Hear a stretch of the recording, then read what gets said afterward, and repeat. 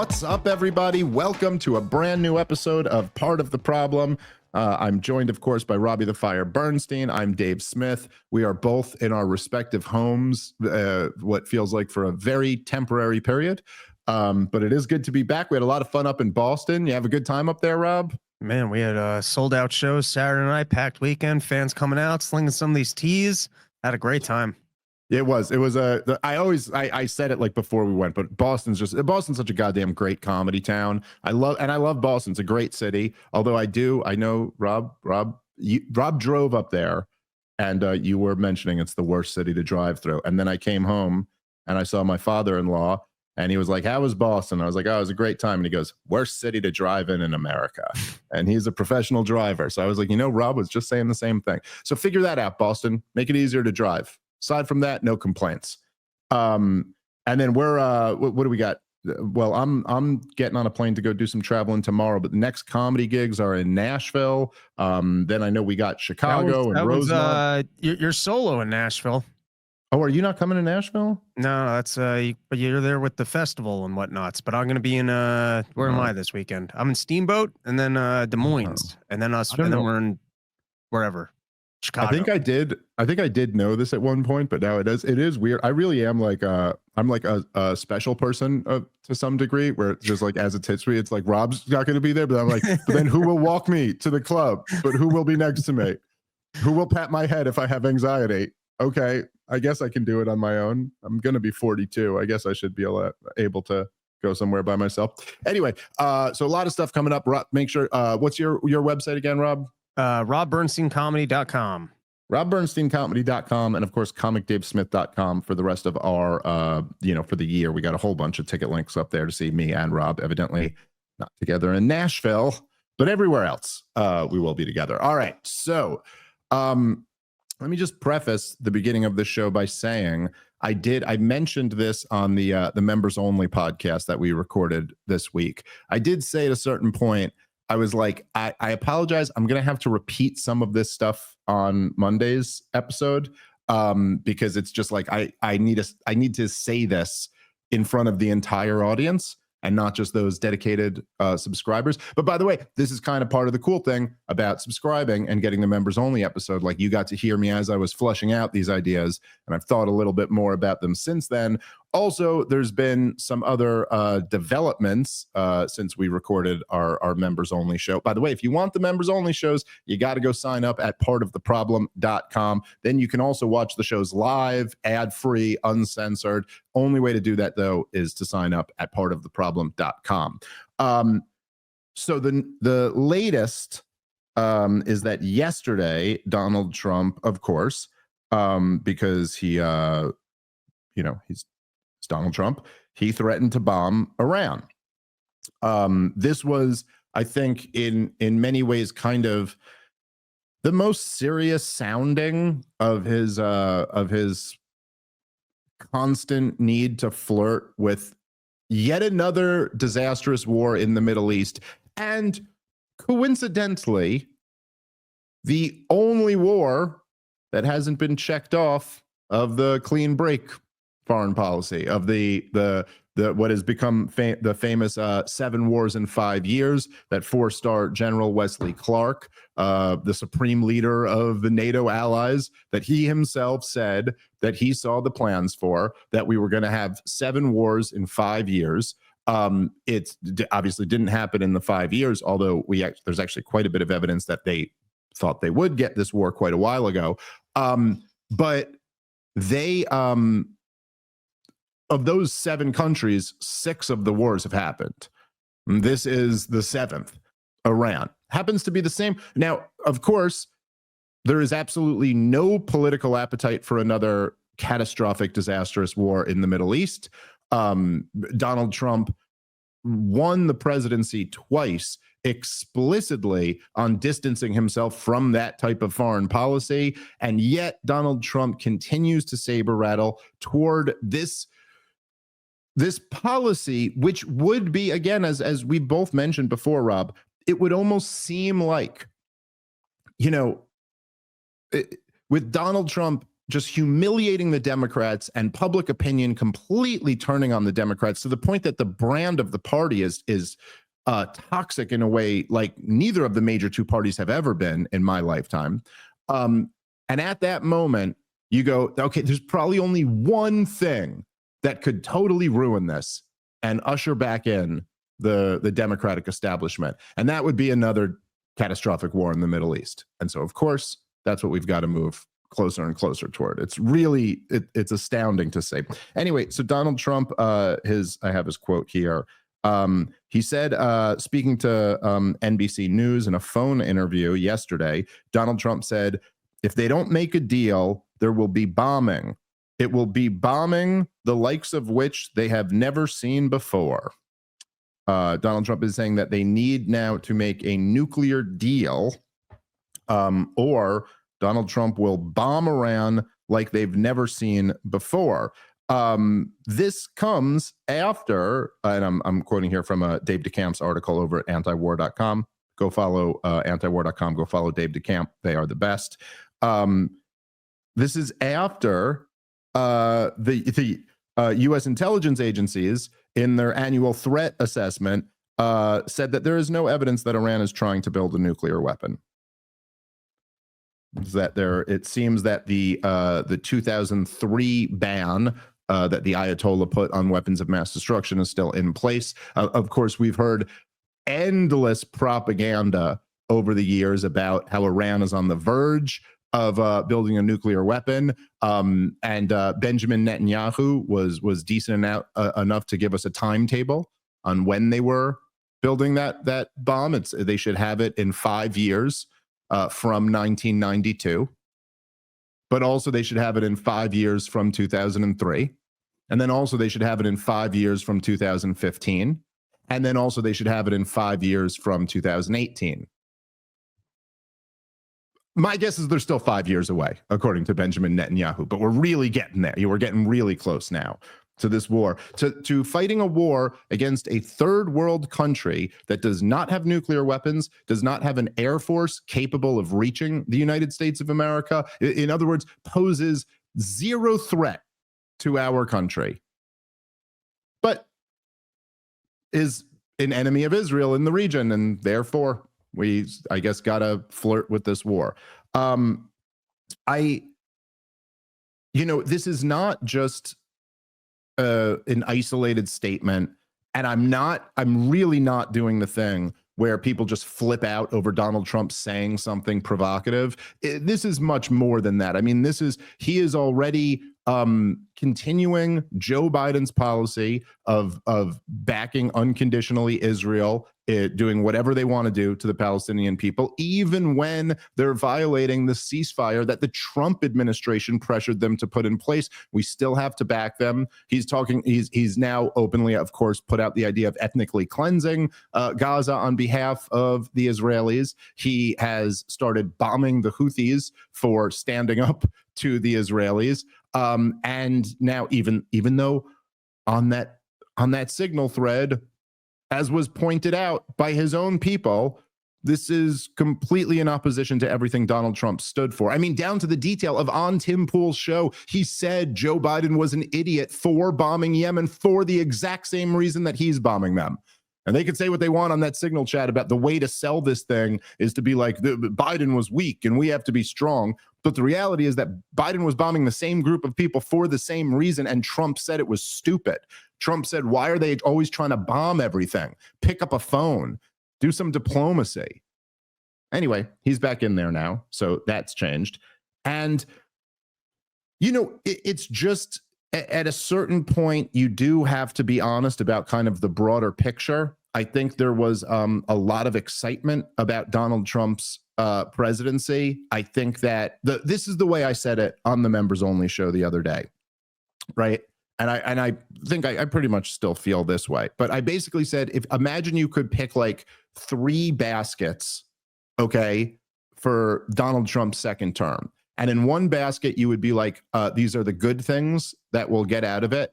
And in one basket, you'd be like, these are the bad things that we'll get out of it. And then in another basket, there were like the question marks. Maybe this could go good. Maybe this could, And we've gotten, I think we kind of knew, like, I think I talked about this, the episode that I said I was going to support him. We knew what a lot of the bad things were. We knew he's terrible on Israel. He really doesn't get it on foreign policy. He really, you know what I mean? Like, is just awful on that stuff. On the positive sides, you were like, he's much better on Ukraine. He's much better, like a real improvement from the Biden administration. And then, of course, in the positives was that he dealt a just enormous blow to the corporate media. The way I said it was, I think in 2016, he destroyed the Republican establishment. And in 2024, he destroyed the Democratic establishment. He was a reset in a lot of ways in American politics, or maybe not a reset, but like a massive, like if it was a snow globe, you just grabbed it and shook it up. Everything's different now. It also, just culturally, I think there was something very important about the Trump victory. But then there were these baskets of question marks.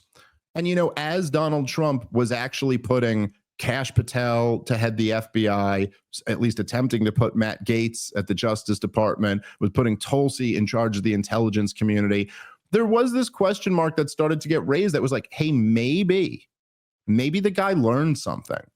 And maybe because he's been so burned by this system, he's actually in a different mindset now. Maybe he's actually like going to be doing some really good things that are better than what we could have hoped for. I gotta say, at this point, I think those question marks have been answered, and all in the negative, just all bad. Like you got a guy out here who is telling his people to primary Thomas Massie and telling them to support Lindsey Graham. Tell me that. I mean, that just tells you the man has learned nothing. He's learned fucking nothing. He is no better than he was the first time, and like, obviously in some ways it'd be easier for me if he had, but I'm sorry. I can't bullshit about this. Like, come on. You're flirting with another war for Iran. You're completely unwilling to stand up to these Israelis on anything. You're now even sabotaging your own legacy and your own administration just to do their bidding. What can you say about this? As I mentioned, and for those of you who did watch the members only show, I won't be on the same rant for too much longer, but there's, when you finally have a real mandate from the people for mass deportations, it is now overwhelmingly popular with the American people to have mass deportation. That's how much Joe Biden overstepped. That's how much he fucked up, that now it's actually popular to have mass deportations. And so what do? Well, let's wait into the most controversial issue and deport people who are here legally for the crime of writing an op-ed against the Israeli government. Like, what? Like if you wanted to sabotage the deportation process, I couldn't think of a better way to do that. Hey, okay, what do we got? 30 to 50 million illegals in the country? Let's send 200 to the most brutal jail in El Salvador with zero due process. What's that going to do? Lead to mass deportations or sabotage the public interest in them? Which, by the way, are not happening. There aren't mass deportations. And I do, look, I think I'm trying to be fair to myself here. But fair. I don't want to go easy on myself here or be overly hard on myself here. Like, I think I did lay this out as I was saying I'm going to support Donald Trump. Like, I was like, look, he's going to disappoint. He's going to be bad on this. But at least we get some positives that we don't get if Kamala Harris wins.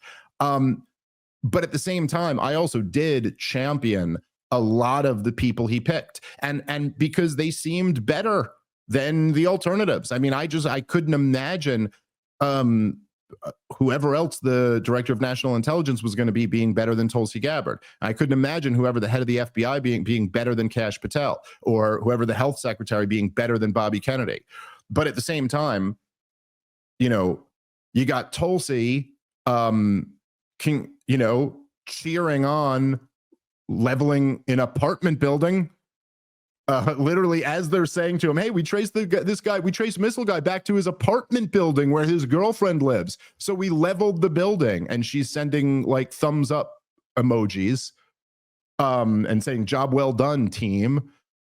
Every time I hear from Kash Patel lately, it's never about the criminals in government anymore. This guy was on a goddamn media tour for 2 years. Everything he ever said was that there's all these criminals in the FBI. We got to get these people who committed all these heinous crimes against our republic. Not talking about that anymore today. Now he's talking about bringing down drug dealers and sex traffickers. It's like, okay, but that's not what you were saying before. And Bobby Kennedy is out fighting the real health crisis, which is anti-Semitism. So I'm just saying, looking around the room, looking around the administration at this point, I think we got the positives out of Donald Trump that we would get. But man, this all just points in such a bad direction. And it's disappointing. It's just really disappointing. I knew I would be disappointed, but it is on the level of a Greek tragedy that these guys had this mandate and this opportunity, and they're just fucking it all up. So anyway, just wanted to get that out on record in front of the whole audience, because I think, especially after, throwing my support behind the guy, I do feel an obligation to do that. I will say my final caveat to this, and then you can weigh in on whatever you'd like to, Rob. But I will say that I saw one person today say on Twitter that that they said that somebody who I respect very much had posted a thing about how some of the libertarians who have supported Donald Trump have just become Trumpsters at this point, and they'll defend him no matter what he does. And they were like, they'll probably cheer him on if he launches a war in Iran. And then I saw one guy underneath that said, he goes, I know Dave Smith sure will. And okay, it's just like a comment on Twitter, but I was just like blown away. And I'm not blown away by much, but I was like, does anybody actually thinks I would, just because I'm like, well, I did support this guy, so I'll rationalize and like defend getting in another war in the Middle East? But just for anyone who may have that, I will say this. If Donald Trump actually does launch a war in Iran, not only will I not support it, I will apologize for the rest of my life for voting for the guy. That undoes any positive that might have come out of this. So just to be clear on that, it would be the most disastrous policy, and I just can't even believe. I mean, maybe that guy didn't even mean it, but I can't believe anyone would think that somehow we're now in the business of just sucking up to Donald Trump. Fuck that. I was as sharp as goddamn critic in his first 4 years. I was a pretty sharp critic for the next 4 years after that. And I supported him this time because it just seemed like in the moment we had two options and one was clearly preferable. But I have no loyalty toward Trump or anyone in his cabinet or anything about the administration. I have loyalty to my principles and my country and my family, but none of that leads towards supporting a war in Iran. Okay, go ahead, Rob. Anything you want to weigh in with? On the topic of not cleaning up the deep state and all of the problems in government, Donald Trump was scorned by Netanyahu, in that Netanyahu was the first one to, back that Joe Biden had won the election. And then even during the campaign process, he was inviting him to Mar-a-Lago. And then even when they attempted to assassinate Donald Trump, he didn't really want to explore the storyline of who was trying to assassinate me. And he wanted to thank the Secret Service. So it's not completely surprising that they just seem to be moving on with status quo. I still have some hope for cleaning things up, particularly RFK Jr. I hope he doesn't use all the resources just to find out about this anti-Semitic health issue and maybe goes after. But the other thing that's just interesting to me about the Iran situation is my read was he was trying to end the Russia-Ukraine war and perhaps get a pass from Putin to be a little bit more aggressive towards Iran. It's a little bit surprising to me without that being wrapped up, and also with Donald Trump saying that he's fuming with Putin at the moment, that now he's willing to ramp up the Iran pressure, because that seems like a bigger problem than just isolated Iran. If he's duking with both Putin, and then maybe goes back into Ukraine and says we are going to support Ukraine, and then also starts going after Iran. That sounds to me like a much larger war than just us bombing Iran. Yeah. Which, by the way, is even in isolated Iran is a large project. I mean, again, this is not, and there's military experts who understand this shit a lot better than me, but it is not comparable to the war in Iraq. It's not comparable to any of the terror wars. Iran can touch thousands of our soldiers over there. We have military bases all throughout the region that they can hit.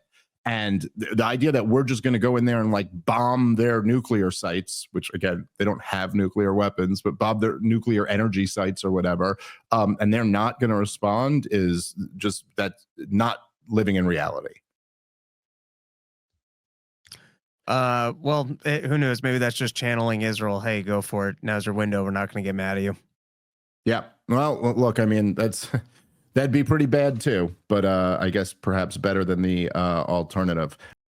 All right, guys, let's take a moment and thank our sponsor for today's show, which is Prolon. Long work weeks and busy weekends can leave you feeling and looking depleted, but Prolon's 5-day fasting mimicking diet works at the cellular level to rejuvenate you from the inside out, providing real results. And now they're upping their game with the new next-gen 5-day program, delivering the same science-backed benefits in a cleaner, more convenient, and more flavorful format. I've been telling you guys about Prolon for a while now. You got to check this out, especially since everybody's all into these like fasting diets. Prolon is a plant-based nutrition program featuring soups, snacks, and beverages that are designed to nourish the body while keeping it in a fasting state. So you're triggering cellular rejuvenation and renewal, but you don't actually have to fast, which is, for me would be a deal breaker. So make sure to check them out. And for a limited time, you can be first in line to experience the next gen at special savings. Prolon is offering Part of the Problem listeners 15% off site-wide plus a $40 bonus gift when you subscribe to their 5-day program. All you got to do is visit prolonlife.com/POTP. That's prolonlife.com/POTP to claim your 15% discount and your bonus gift. All right, let's get back into the show. Anyway, it's interesting because there's a real split amongst Trump's base over this issue. And there's obviously, like on the left, there's a lot of people who oppose this stuff too, but forget that. I'm just talking about Donald Trump's base here. It's interesting that it's like there is essentially no way to actually launch this war without completely dividing Donald Trump's base. And you can just read the room in terms of like not just social media, but like in terms of like high profile Trump supporters. He will lose a ton over launching these wars. He's already lost support over just continuing to back Israel and bombing the Houthis. But if he really steps this up and starts bombing Iran, I mean, it's going to be a political nightmare for him. So we will see what he chooses to do. I mean, there's obviously, there are things that, particularly when it comes to foreign policy, it's true with government policy in general, but particularly when it comes to foreign policy, we've watched a lot of wars get started when there is absolutely no popular support for them on the ground, but it's just like, well, this is what some powerful people who really control our foreign policy want. And so that's what they're going to get. All right. Anyway, you know what? Let's go. I thought this was quite entertaining to me, but let's go to the Rabbi Senate testimony, which was anti-antisemetism. This clip is going super viral. It kind of is on the theme of it's on the theme of what we were talking about with this big divide about kind of the non-interventionist streak, the America First people who support Donald Trump, and then the neocons and the neocon-like supporters of Donald Trump. I must say that even I have seen this video is going super viral.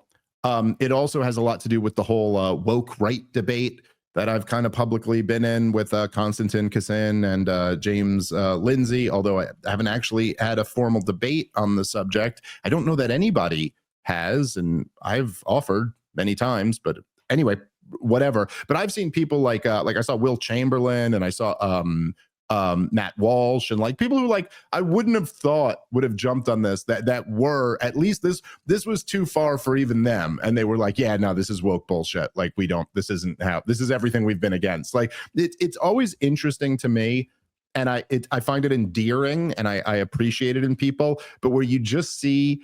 Sometimes you just see people, even when it's against their interest, go like, yeah, I'm not comfortable being this big of a hypocrite. You know, like they're just like, I'm not comfortable preaching against something every single day for 15 straight years and then embracing that exact thing the next day. Like, I'm not going to do that. And so I do appreciate those people who were saying that. By the way, it should also be mentioned that this was this witness. Hold on, sorry, 1 second. Let me because I saw okay, so this witness was introduced by Republican Senator Bill Cassidy. I'm getting this from Sagar and Jetty, an excellent journalist. Make sure you go follow him and follow Breaking Points. Great show. This witness was introduced by Republican Senator Bill Cassidy, who has openly decried critical race theory. So just to be clear, these are the anti-woke Republicans who call on this rabbi to explain what we must do. Here, let's play the clip. Anti-Semitism is not just an age-old prejudice. It is a contemporary crisis manifesting on campuses across the nation. It is not enough for individuals or institutions to merely claim they are not anti-Semitic. As my father once taught me, it is not enough for people, especially public figures, to be neutral or not be anti-Semitic. One must be anti-anti-Semitic. We must demand the same of our universities and government institutions. This hearing, in my opinion, is an attempt to be just that, anti-anti-Semitic. Anti-Semitism. All right. That was Rabbi Joe Jorgensen, everybody, bringing you the latest. We must, and I will give this rabbi the exact same response, literally verbatim, the exact same response I gave to Joe Jorgensen when she said it's not enough to be passively not racist. We must be actively anti-racist. I will say when this rabbi says it's not enough to be not anti-Semitic, we must be actively anti-anti-Semitic. No, we fucking mustn't. That's how freedom works. Actually, there is no must here. There is no we, and there is no must.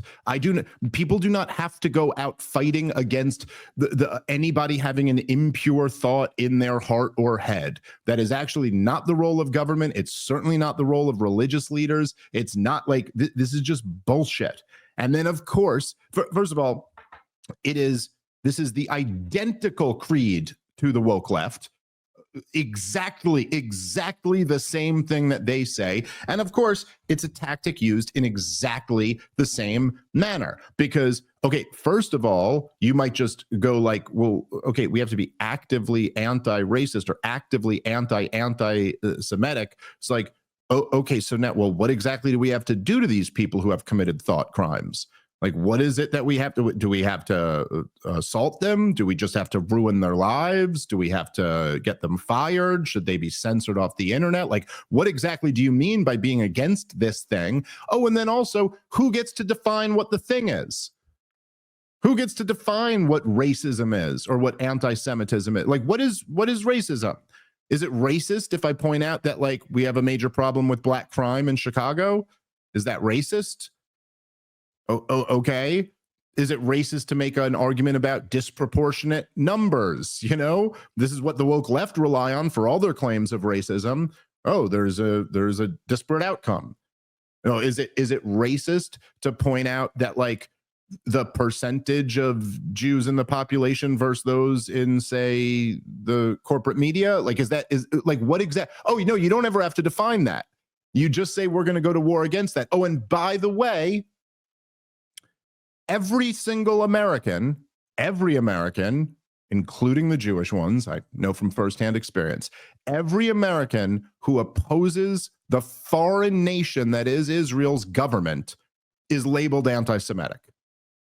All of us, 100%. There is nobody who is a public figure in the United States of America who opposes Israel's action, let's just say in Gaza. Let's just leave it at that. That was just against this war, who has not been called anti-Semitic. So what? Okay. So now what are we doing here? We're shutting down an argument by calling the other person a bigot and then implying that we must censor that bigotry. Who does that sound like? Who does that sound like? And it's amazing to me to see, the guys like, I haven't seen any of them comment. I saw James Lindsay retweeted somebody saying that, like, no, this is totally different than the woke left shit. It's just so ridiculous. But I saw Eric Weinstein like jumped in on agreeing with James Lindsay about the woke right. Tell me, one of them, Konstantin, Eric Weinstein. Okay, James is gone. That guy's lost his mind. But you two, you're looking at this, you don't see any parallels, really. You don't see anything in there that sounds a little bit like the identical argument that the woke left has been making for the last 15 years. That your opposition to a policy can be given the least charitable interpretation, called just assuming that your motivations are bigotry, and therefore we must be in a war against you. Doesn't ring any bells?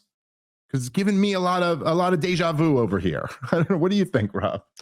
I agree with everything you said, and this is compliance talk. This is, I'm gonna lord over you, and you're gonna be bitched out because our agenda is so important that even if you're pointing out true information, if it gets in the way of our agenda, it needs to be censored. This is the kind of stuff that they did with green energy and the existential crisis of global warming. And this is what they did through COVID, would be the even better example, because they stripped us of more of our rights and they censored us more on that particular topic. Although it did happen with global warming, you get the little fact check on the bottom. But that's what this allows for, is that anything that you say, even if it's truthful information, if we have an agenda of that we have to be anti-antisemitism, so then even if you're pointing out true information that doesn't help us eradicate the anti-Semitism, or might lead to anti-Semitism, such as criticizing Israel, which might lead to people also conflating Israel with the Jews. So then we can't have that. And so, this is that nonsense compliance talk. And it's this fake, hi, you're either with me or you're against me. You're allowed to be neutral. You're allowed to have your own interests. We have this sometimes with, or at least I've confronted this sometimes, where people, I really like telling jokes, and I'm really interested in the Fed. And sometimes people get really upset that you're not more passionate about the thing that they're passionate about. And it's like, well, I'm not forced to use my time to pursue your agenda. If you have an agenda that you're really interested in sharing the narrative about, go ahead and do it. Yeah. But I'm out here and I'm trying to work on jokes because that's what I love doing. That's the value I think I bring to the marketplace. How much time should I give up from my passion to pursue this other thing that's less interesting to me? And that's what this kind of falls into, is I understand that it's in this rabbi's interest to protect the Jews from anti-Semitism as much as possible, and that's his passion. But to be standing up in front of the United States government and preaching some sort of a anti-Semitism, whatever, I mean, you're just forcing your thing on us. That's all this is. It's compliance talk. No, that's absolutely right. And then like, and maybe this is like in addition to all of that stuff, but I just go like, I just feel like, why would Jewish people want to do this? It's so short-sighted. It's so like, you're sitting here and look, by the way, like, I'm not denying that there has been a rise in anti-Semitic tweets on Twitter. And I don't know exactly. I mean, when you talk about like obviously a lot of the protests, as we've been talking about now for a year and a half, a lot of the protests against Israel, they're a different type of people than me and you, Rob. You know what I mean? These are not exactly like, libertarian gold bugs who are out protesting the war in Gaza. And they are, I've certainly seen some slogans and chants and behavior, frankly, that I really don't like. I also, it's like, it's the same thing like as the woke left, though, when they just start characterizing it as if like Jewish students in college campuses in 2025 in a first world country at elite universities, you're looking for victims. It's like, okay, fine, but like you're gonna have to really explain this to me. Like really explain it to me so that it makes sense. Like you got to really have an argument for how exactly these people are oppressed. Like, look, I'll say, and this was never, as far as like the trans issue was concerned, I was always, my biggest thing was always pushing it on children. I thought was fucking insane and like just horrible. I thought there was, on top of that, kind of like a more interesting discussion about kind of the woke demands that other people recognize your, quite frankly, delusion. That I thought was crazy. I never cared about the female sports stuff. Like I'd agree. I'd be like, yeah, that's crazy. But like, I don't know. Who like the fuck cares about women's sports? You know what I mean? That was always my attitude. Sorry, I don't mean to be a dick, but honestly. And then that Riley Gaines chick, when she told her story about how she's like, look, man, like we're on this like swimming team and there's like a dude with full dick and balls in our locker room and we're all changing. We're forced to change in front of this guy. She's like, this is really weird. And I'm like, I'm Christian and married and I don't want to do this. And you're like, all right, yeah, okay, she's got a good point. Yeah, that's a fair point. You know what I'm saying? I'm like, but again, with the Riley Gaines story, right? The real issue wasn't just that a woman was being forced to change while a man watched her. The real issue was that was backed up by the law. That was backed up by the rules. If she went and complained about that, she got reprimanded, not the guy. And in fact, whatever. So that's really the issue there. And likewise, if you talk about like back in the day with like, I don't know, like any type of like bigotry or like, old school racism back in the day, the issue would be that like, oh, and the system is actually protecting those people who are bigots. The system is bigoted themselves too. And so but in other words, like if you were going to tell me that like on a college campus somewhere today, someone punched a Jewish kid in the face for being Jewish, you'd be like, oh, okay, we'll call the cops. Now, if you then told me that like, no, the cops come in and they go, yeah, screw that Jew, punch him again, then okay, all right, now we got a thing where you could say there is like a systematic oppression of this group of people going on. But first of all, that's not what's happening. In fact, the system is working against the pro-Palestinian activists. The Colombia, the epicenter of this whole thing, has already like revoked the degrees of a bunch of people. We've seen deportations of people who were legal residents over this issue. And then you go like, look, I all I know, and I don't know, I haven't been there, but like they did host a Seder for the Jewish students last Passover at the Columbia encampment. So like, how anti-Jewish is it really? I'm not saying it's not at all. I'm saying I don't know. But if we're not talking about like a crime, if we're not talking about like Jewish students being assaulted or like harassed, and I mean by the legal definition of harassment, not just like this woke version of they didn't like what they were hearing, then what are we talking about? You're talking about the same shit the left woke was talking about. Like, what?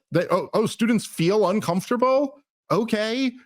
That was the safe space argument. Like, oh, yeah, you're supposed to feel uncomfortable when you go to college.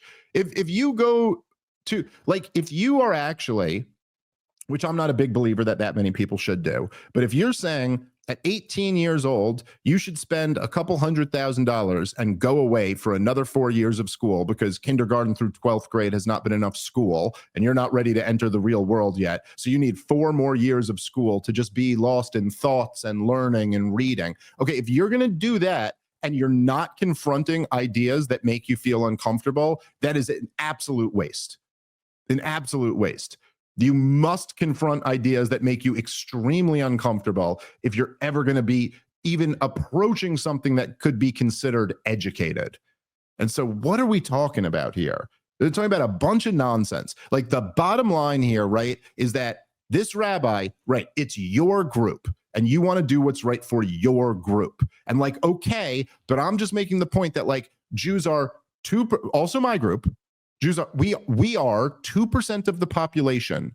We are extraordinarily successful in this country by any metric, doing quite a bit better than just white people in America are doing, okay? This society has been extraordinarily hospitable and welcoming to Jewish people. There have been no obstacles in our way for success. And in fact, we've achieved quite a bit of it. But there are some protests we don't like on college campuses, and some people say some things on Twitter we don't like. And so you're going to the United States Senate to lecture everybody about how we must be combating that. Honestly, you could look at that and not think that's going to engender more resentment. Really? I'm just so shocked that anybody, like if your goal was to make Jews more accepted in the society, how anyone could think this was the way to do it. You know, it's like if you were like going over to like your friend's house and they were having a party and you were like, I really want to win everybody over and make sure everyone here likes me at this party. So I'm going to start by complaining about everything about the party. I'm going to go up to everybody and complain about how they're doing everything. Our d'oeuvres aren't that good. We really should have more drinks here. We should, like, what? This is just guaranteed to make more people hate you. Why would you approach it this way? It's just, and like the bottom line is this, right? Because the truth is that whenever there's any policy, right, you could always find people who are bigoted who support or oppose that policy for bigoted reasons, almost always. You know, if the policy is affirmative action or DEI, you could find proponents of it who just hate white people, and you could find critics of it who just hate black people. You know what I mean? Like there are, if you're an anti-black racist, you're going to oppose affirmative action. And if you're an anti-white racist, you're going to support affirmative action. But there's also lots of non-bigots who support and oppose it. And so if you're arguing for the policy of affirmative action, you can't just go, oh, all the racists oppose it. And if you're arguing against it, you can't just go, all the racists are for it. You got to actually take on the arguments that the people who aren't racist and support or oppose it are making. And the bottom line here is just simply this, because there's so many people, ourselves included, but there's so many people who oppose what Israel's doing to Gaza who don't have anything against Jews. Some of us even really love the Jewish people and still can oppose this. And the bottom line is that this rabbi supports the war. You support the war. And so you don't want protests against the war. And this is just like, and this is what really makes it woke, is that you support the war, you don't like the fact that there's critics of the war, but rather than even attempt to take on their arguments, you're just going to smear them all as bigots and say the problem we have here is a rise of bigotry. Isn't that weird though, Rob, right? Like they're saying the problem we have here is anti-Semitism. And for some reason it spiked right after October 7th. I got no clue what that could be. I don't know. It's something. Something's been going on since then that's really led to this crazy rise of people hating Jews. I don't know what it could be. I don't know.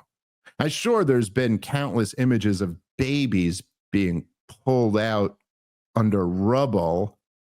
Maybe that has something to do. No. It's just an irrational bigotry. Just an irrational hate. It's like, come on, man. This is just so... It's so transparently bullshit. All right, guys, let's take a moment and thank our sponsor for today's show, which is Paint Your Life. This is an unbelievable gift idea. If you're thinking about Mother's Day coming up or Father's Day coming up, now you can get a professional hand-painted portrait created from any photo at a truly affordable price.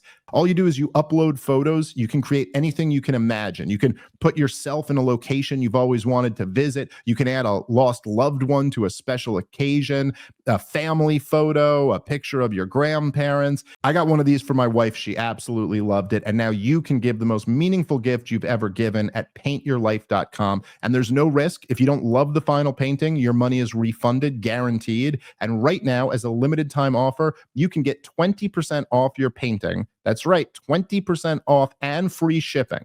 To get this special offer, all you have to do is text the word problem to 87204. That's just the single word problem, and you text that to 87204. Just text the word problem to 87204. Paint your life. Celebrate the moments that matter most. Message and data rates may apply. See terms for details. All right, let's get back into the show. So yeah, any other thoughts on that, Rob, or you want to move on? Let's move on. All right. Jewish guy being Jewy in front of Congress. Yeah, there you go. Well, that is true. More news at 6. Okay. So let me you know what? I wanted to talk about this. There's this clip that I saw, and there was something that like Megyn Kelly had been talking about this recently. I watched her. She did an interview with a New York Times journalist, and they were kind of talking about it's kind of an interesting, like the idea. It has to do with kind of like the idea of objective journalism, which is actually something was a theme of mine for many years that I always hated. I always hated the idea of objective journalism. And of course, when I say that, I don't mean I don't hate the idea of objective journalism. I hate the idea that anyone is ever doing objective journalism. Like, let me be a little bit more clear on that. I'm not saying a journalist could do a piece where they're like, I'm trying to objectively cover this news, but I hate the person themselves being like, I'm not a commentator, I'm an objective journalist, because it does almost in a weird way elevate you above human status. You know what I mean? Like you're almost like, I have no feelings of my own. I have no opinions of my own. Well, okay, obviously that's not true. You're not saying you don't have any opinions here. You're claiming that your opinions do not color your journalism at all, which is like a bullshit claim to make. Like, of course they do. And you must, if you're being the slightest bit humble, you have to admit that that's true. So anyway, so this woman who is the head of NPR, I think me and you watched one of these clips together, but she recently was at some congressional testimony. And, you know, the Republicans are talking a big game about cutting funding for NPR. This is something that PBS and NPR are always kind of have been in the Republican, you know, in their talking points that, hey, we should stop giving them money because they're so goddamn progressive and they're public, you know, they're publicly funded, or at least partially publicly funded. Maybe this administration's more serious about doing it. That seems almost like the type of thing the Trump administration would do, you know? All right, hey, we're gonna defund, you know, the entire federal apparatus. It's like, all right, yeah, actually, we're not going to do any of that, but no more NPR money, you know, like that seems like the type of thing that might get done. But nonetheless, it's kind of an interesting conversation. So let's play this clip, and then I'm curious. Why should the Republicans have to contend with a media apparatus that's sponsored by the government and undermines their agenda and just as propaganda for the other side? Why have Look, 100% you're right. And first of all, especially now, today, like we are so past the point where there was even slightly an argument for why you would need a publicly funded news radio or whatever. I mean, first of all, like, why can't you just do it on your own? Like, just be a podcast or be a radio show or be whatever. But if you're telling me there's not enough of a market for it, we can't make it on our own. Like, okay, well, it's the most oversaturated market in the goddamn country right now. So if you can't make it, there's plenty of other people. There are plenty of left-wing podcasts and news shows and all of this, and there's plenty of right-wing podcasts and news shows, and there's plenty of centrist ones, and there's socialist ones and libertarian ones. I mean, there's just everything. And so of course right away you'd be like, why should the government be funding one of them? And then particularly if you're in the government and don't share the ideological foundations of that, why should you be funding somebody whose ideological foundations are in opposition to yours? And then on top of that, we've also just I think we're just way past the point where you can even have these things in America, because we're so divided culturally, and we're so like, you know, just living in different realities right now, that to have tax dollars funding either any side is going to be like seen as by a huge portion of the American people as like, oh, this is insane. You're funding like propaganda that is filled with lies. I mean, like, I don't know, like I think our side is right, you know, like I think we're correct on the issues, but I will tell you the story of the last 5 years is that our government was funding a virus in a Chinese lab with substandard regulatory safety procedures, and then allowed the virus to get out, knew that, lied through, conspired to lie through their teeth about it, then locked the entire Western world down on the basis of pseudoscience, then lied through their teeth about that, then tried to demonize everybody who questioned the lockdowns as being these evil people, while telling you it was racist to tell the truth that the virus came from this lab that our government was funding, then denied it, then lied under oath, talking about Fauci here, saying that they never did gain of function and that they didn't fund that lab when they clearly did. Then they pivoted to a vaccine that they knew wouldn't do what they were selling it as. And that, right? So I could tell you the whole story. So NPR will have a completely NPR would think that's nuts, what I just told you, and they'll go, no, this is what happened instead. And now I think they're wrong and I'm right, but like, we are just experiencing two different realities here. You know what I mean? And like, I don't mean that literally. Obviously, there's only one reality and we're living in that and they're delusional. But I'm just saying the gap is so wide that you just kind of can't have this anymore. Anyway, let's play this clip because I just found this to be kind of fascinating. So let's jump into it. Talking about NPR, NPR is not biased in its coverage. You're talking about the national shows that originate out of national news shows that we produce. I'm speaking about our editorial news gathering function. Right. There is not bias in NPR. Okay, I will just say, pause I it already. this the other day yesterday. Pause it already. This is what I mean. But there's a real old school like journalist thing where this is how you're supposed to talk about your news coverage. I don't know how we ever lived in a time where people would accept hearing this. Like, what does that mean to say your coverage is not biased?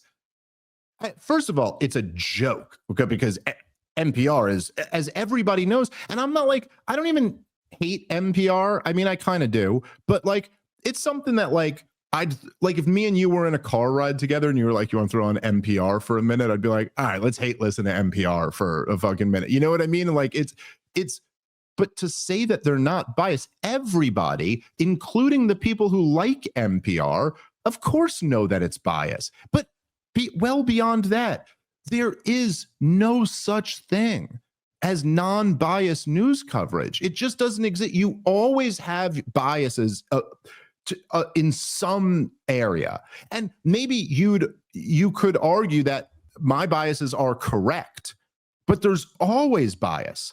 There's always nobody. If you think about it, it's like the type of thing where you go like you'd have to be so open-minded that your brain falls out of your head. Like, what does that mean? If you were covering a story about slavery, do you cover that by going like, now I'm not taking a position pro or against. I'm just telling you that there was this one group for slavery and this one group against slavery, and I will treat them both equally. Like, no, nobody does that. Everybody has, look, there's even just when you have the entire media saying that Donald Trump represented the end of democracy. Okay. Now, right away, the first thing that jumps out of you there is that that's kind of a hysterical claim and there's no real evidence to suggest that. And this is right. But forget that. In order to truly claim that you had no bias in your reporting, you would have to treat that as a completely debatable subject, whether it's good or bad. Like, in other words, you'd have to say, and maybe the end of democracy would be a good thing. Because if you're pro-democracy, that's a bias. No, you could argue that is a completely justifiable bias. But the idea of arguing that to sit here with a straight face and say our programming has no bias. What world are you living in? No programming. No programming. There is never once in the history of the world been a news program that didn't have a bias attached to it. It's that simple. Your bias might be that you're pro-free speech, that you're pro-democracy, that you're pro-West, that you're pro-America, that you're pro-women, that you're pro-LGBT. It might be that you're pro-white people. It might be, whatever it is. There's lots of different ones you could have, but there's always a bias. And so I think just eradicating this mentality, pretending, is a positive thing. I think it's one of the best things about like the new media landscape is that nobody's really pretending that anymore. There's no one out there who's really pretending, oh, this show is completely unbiased. Imagine, Rob, it's on the level of us saying that about this show. Imagine we were to say we're completely unbiased on this show. Of course, we have tons of biases on this show. We're pro-market, we're pro-peace, we're pro-America, we're pro, the whole thing is biased. That doesn't mean I still don't think we're telling the truth, but it does mean that we have a perspective here that we are giving you. Who would deny that and think anyone could believe them? All right, guys, let's take a moment and thank our sponsor for today's show, which is Moinkbox. I love this company. Did you know that 4 companies control over 80% of the U.S. meat industry? By the way, that's the way it is in a lot of industries due to overregulation. Usually about 4 companies control 80% of the market. But in the meat industry, these companies are using mobster-like tactics to crush American family farms. And with the additives they're putting into our food, Americans are stuck with sketchy meat. Now, what you can do about this is you can check out Moink. Their business is simple. Moink's meat comes from animals raised outdoors where a pig is free to be a pig. Their farmers are given an honest day's pay for an honest day's work, and they deliver meat straight to your doorstep at prices you can actually afford. Born, raised, and harvested right here in the United States of America. So support American family farms and join the Moink movement today at moinkbox.com/POTP. Right now, you will get free wings for life. This is the best offer they've ever given us. They're the best wings you will ever taste for free, but for a limited time only. Go check them out at moinkbox.com/POTP. That's moinkbox.com/POTP. All right, let's get back into the show. And in this case, such clear bias. If you turn to your liberal friend and said, hey, I'm interested in learning more from a liberal perspective, they'd say, well, are you listening to NPR? It's been around for a long time. It's really one of the best outlets. Or if you're like, hey, there's so much conservative radio and so much conservative podcasting, where do I get more of like the liberal voices and more of the liberal arguments to understand these things? Well, have you checked out NPR? I mean, they've been around for 60 years doing great liberal coverage. Well, that's why I said it would be on the level of us claiming we're not a libertarian podcast. You're just being like, we're just being objective. And if that makes libertarianism look good, then it does. But I'm not libertarian. We're every bit as socialist as we are libertarian, Rob. Right? Like, what are you talking about? And you don't have to pretend that in order to argue that, I think I'm right about this. All right. Anyway, let's keep playing. Sorry, go ahead. And also, there were both PBS, Newswire, and NewsHour, and NPR were better pre-Trump. And then when Trump won, the media landscape changed where the media companies Week Magazine, there were a bunch of them that were, I'll just say better. And then they stopped reporting actual information and started reporting spin because they realized that they didn't have enough control over the narrative by just reporting actual information, that wasn't enough in terms of just kind of picking the topic and the lens. They had to actually report you spin. And so you'd be more instances of like what we saw with Rachel Maddow when in the middle of a Donald Trump speech, they don't give you the actual news because they don't want you to see the information. And they have to spin it ahead of time. They can't let you see it. Yes. They'll have to stop it live and go, here's the spin, because actual information became dangerous for people to know. So particularly in the last, decade, these people have engaged in doing intentionally biased media because they thought that their agenda was so important that they had to be biased. NPR is a definite example of that. I thought one of the things that was interesting about that congressional hearing was that they really brought the receipts over the way that NPR has covered these topics, and Hunter Biden story might be one of the best examples. Yeah, well, that's coming up in this clip in a second. So let's but yes, you're absolutely right. No, it's 100%. And by the way, just to what you're saying, NewsHour on PBS. I used to think, like in the pre-Trump days, I used to say, I'd be like, that's probably the best like TV news show on the, aside from like, I loved Stossel and Judge Napolitano and Kennedy, but like I'd go, that's probably the best, like, and it was always liberal, but just because it was like higher IQ. It was like, oh, they're actually like diving into a little bit of like, hey, what's going on in Somalia right now? Let's actually talk to some experts about that. And it wasn't just like, whatever, like dumb cable news shows or something like that. Anyway, let's keep playing this clip. Yesterday, feels like a long time ago. Yeah. I was speaking with our editorial leadership. One thing that came up quite frequently was the Hunter Biden laptop story. Indeed. And our editorial leadership today says, we wish we'd gotten on that earlier. And you, in fact, expressed a regret yesterday in the hearing. That was one of the newsworthy things. You came out whole from that hearing. But what made news was your regret that you had not done a better job institutionally on the Hunter Biden story. Yeah, and to be clear, I'm not on the editorial side of the organization, and I was not there at the time. But you represented it as your feeling and as the feeling of the editorial team today. That's correct. Can you just pause again? Because I think this is a big story, and I think this is really important. Not coming out with information soon enough is as good as not coming out with it at all. That story was relevant prior to the election, and then it got suppressed because it would have influenced the election. Once that information, it's almost like if you had information about why I should sell a stock because it's going to crash, and then you tell it to me after it crashes. That's no longer valuable information. The thing that I needed it in order to, or if you told me that there was poison in my water after I got poisoned by it, that doesn't help me. I needed to know that information before I consumed the water. So the news organizations love doing this, where they correct the record once the information's irrelevant. And they do this a lot so that they could pretend like, oh, we just didn't do it soon enough. No, you suppressed the information while it was relevant. And then once it became irrelevant, then you were content to actually share the story with us. That's suppression. That's what that is. 100%. And then look, she does this kind of moving the goalpost thing a little bit subtly there. But when she says, quite correctly, she goes, look, I'm not part of the editorial team, and I wasn't at NPR at the time. It's like, okay, fine, fair enough. But your claim was not that you are not biased. Your claim was that the programming at NPR was not biased. And so, okay, fine, you weren't there, but we're talking about them. That's who we're talking about, the organization that you now run. And so to actually, with a straight face, be like, hey, and we regret not reporting on the Hunter Biden story, to your point, when it mattered at all. It only matters now to point out how biased these guys are. But okay, but why didn't you guys report on that?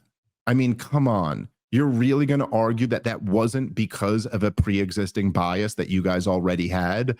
Like, do you think if there was a scandal about Donald Trump in October of 2020, they would have buried that story and only be talking about it now 5 years later?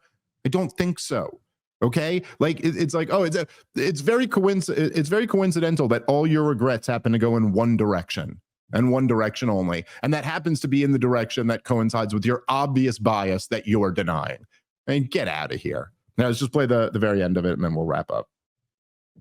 We didn't get on it early enough. And so is that a mistake? Sure. We can acknowledge that we are not always perfect. My belief is that it's not our goal to be trusted. It's our goal to be trustworthy, which means we get up every single day and we try to do the best job so that we earn the worth, that we are worth people's trust, but we never assume that we're trusted. But they assume, speaking of assuming, they assume that you didn't cover that story more fully because you're biased. I do understand that. And that's why I think it's important to acknowledge when we're not. But you don't think that was bias?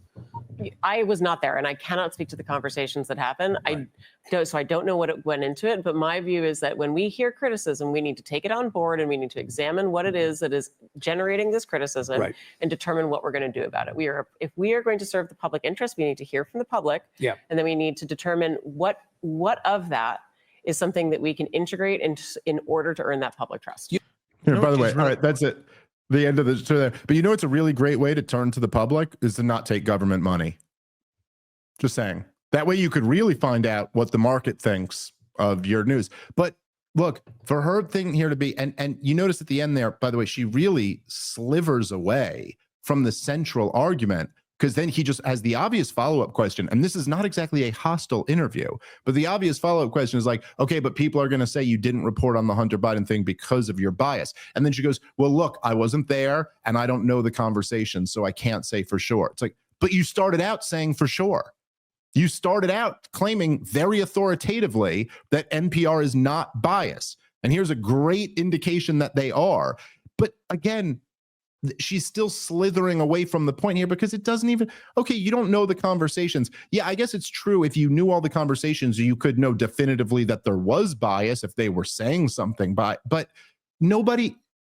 people don't have to communicate. Look, me and you, Rob, this show, for anyone who watches the show, as you should have figured out already, we are very biased.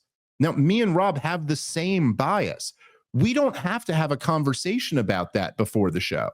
There doesn't have to be either me or you like sitting down and going, hey, dude, we're going to try to make the government look bad and make the market look good on this show today, because that is already where both of us are, you know, ideologically or theoretically. Like, that's where we already are. We don't believe in, you know, like big government, and we do believe in laissez-faire free markets. So that's gonna happen in our coverage. Whether me or you communicate about that specifically is irrelevant. And so if you have a bunch of liberals around who all hate Donald Trump, they don't have to be having a conversation about how we're liberals who don't like Donald Trump. It doesn't matter whether they're communicating that with each other or not. That's going to be reflected in the news coverage. And of course it is.